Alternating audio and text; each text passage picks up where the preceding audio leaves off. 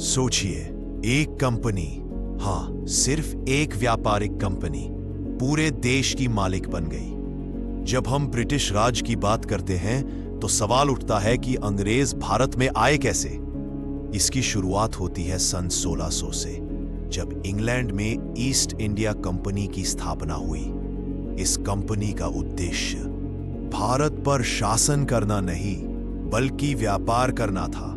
भारत के मसाले, रेशम, कपास, नील और चाय यूरोप में बेहद कीमती थे। सन 1608 में कैप्टन विलियम हॉकिंस भारत के सूरत बंदरगाह पर पहुंचा, जो उस समय अंतर्राष्ट्रीय व्यापार का बड़ा केंद्र था।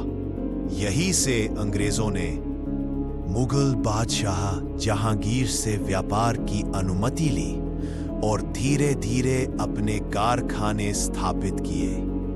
व्यापार बढ़ने के साथ कंपनी की महत्वाकांक्षा भी बढ़ने लगी और उसने राजनीति में दखल देना शुरू कर दिया। स्थानीय नवाबों से दोस्ती, दरबारों में षड्यंत्र और आपसी फूट का फायदा उठाना।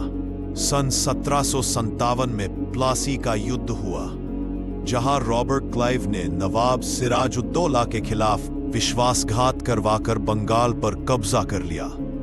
बंगाल जीतने का मतलब था अपार धन, शक्ति और कर वसूली का अधिकार। इसके बाद सन 1764 में बक्सर का युद्ध हुआ और मुगल सम्राट शाह आलम द्वितीय ने ईस्ट इंडिया कंपनी को दीवानी अधिकार सौंप दिए, जिससे बंगाल, बिहार और ओडिशा का राजस्व कंपनी के हाथ में चला गया।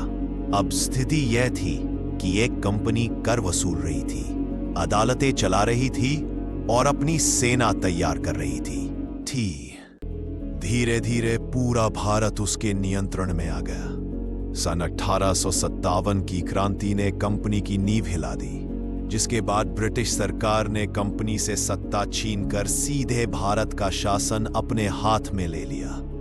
इस तरह जो कंपनी केवल मसाले और व्यापार के लिए भारत आई थी, वही चालाकी, युद्ध और राजनीति के बल पर पूरे भारत पर शासन करने लगी।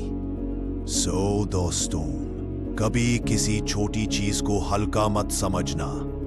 कंपनी आई थी ट्रेड के लिए, लेकिन फिर रूल करने लग गई।